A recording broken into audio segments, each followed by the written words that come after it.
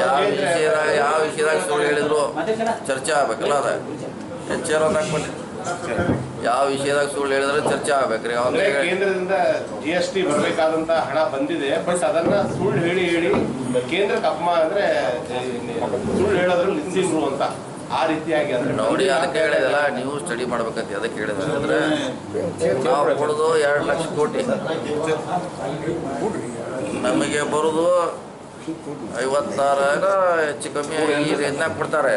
ನಮ್ಮವ್ರ demand ಏನಂದರೆ at least 50% ಕೊಡಿ, ನಿಮ್ಮ ಕಾನೂನು ತಿದ್ದುಪಡಿ ಮಾಡಿ ಅಂತ ಹೋರಾಟಿದೆ ನಮ್ಮದು. ಈಗ 30,000 ಕೊಟ್ಟಿದ್ದಾರೆ, ಅದ್ರ ಕೊಟ್ಟಿವಿ ಅಂತ ಹೇಳ್ತಾರೆ. 2 ಲಕ್ಷ ಕೋಟಿದು ನಾವು ಡಿಮಾಂಡ್ ಮಾಡ್ತಾಯಿದ್ವಿ. ಅದೇನು ಫೈನಾನ್ಸ್ ಆಯೋಗದವ್ರದ್ದು ಏನೊಂದು ಕಾನೂನು ಇದೆಯಲ್ಲ, ಜನಸಂಖ್ಯೆ ಅದ್ರ ಮೇಲೆ ಕೊಡ್ತಾರೆ ಅವರು.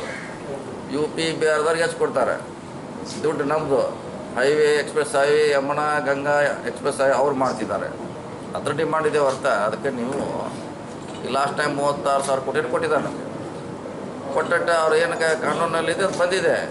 ನಮ್ಮ ಡಿಮಾಂಡ್ ಏನಂದ್ರೆ ನಿಮ್ಮ ಕಾನೂನು ಚೇಂಜ್ ಮಾಡಿ ಅಟ್ಲೀಸ್ಟ್ 50%, 1 ಲಕ್ಷ ಕೋಟಿ ಆದರೆ ಕೊಡಿ ಅಂತ ನಮ್ಮ ಡಿಮಾಂಡ್. ಆ ಥರ ಡಿಮಾಂಡ್ ಇದೆ. ಈಗ ಅವ್ರು ಹೇಳ್ತಾರೆ ಅವ್ರು 36,000 ಕೋಟಿ ನಮ್ಮದು ಇದೇ ಲೆಕ್ಕ ಕೊಟ್ಟಿದ್ದೀವಿ, ಕರೆಕ್ಟು. ನಾವು ನಮ್ಮ ತೆರಿಗೆ ದುಡ್ಡು UP ಬಿಹಾರದಾಗ ರಸ್ತೆ ಆಗ್ತದೆ, ಅಲ್ಲಿ ಏನೇನು ಡೆವಲಪ್ಮೆಂಟ್ ಮಾಡ್ತದೆ, ನಮ್ಗೆ ಕೊಡಿ ಅಂತ ಡಿಮಾಂಡ್. ಅಷ್ಟು ಸಿಂಪಲ್ ಡಿಮಾಂಡ್ ಇದೆ. ಈಗ ರಾಜ್ಯದಲ್ಲಿ ಪದೇ ದಲಿತ CM ಚರ್ಚೆ ಆಗ್ತಾನೆ ಈ ಅವಧಿಯಲ್ಲಿ ಈಗೆಲ್ಲ ಬಂದಿಲ್ಲ. ಈಗ 1 ವರ್ಷದಿಂದ ಸ್ಟಾಪ್ ಇದೆ ಅಲ್ಲ. ಇಲ್ಲ, ಅವಾಗ ಇಲ್ಲ 1 ವರ್ಷದಿಂದ ಈ ದಲಿತ CM ಸ್ಟಾಪ್ ಆಗಿದೆ, ಫುಲ್ ಸ್ಟಾಪ್ ಆಗಿದೆ. ಅದೇನಿಲ್ಲ ಇಲ್ಲ. ಈಗ ಹೊಸ ಎಲೆಕ್ಷನ್ ಆದ್ಮೇಲೆ ನೋಡೋಣ. ಈಗ ಯಾಕೆ ಈ ಅವಧಿಯಲ್ಲಿ ನಾವು ಸಿಗಲ್ಲ. ಇಲ್ಲ ಈ ಅವಧಿಗೆ ನನ್ನ ಲೆಕ್ಕಲೇ ಇಲ್ಲ. 28ರಲ್ಲಿ ಏನಾರ ಅದ್ರ ಬಗ್ಗೆ ಗಂಭೀರ ಚರ್ಚೆ ಮಾಡೋಣ.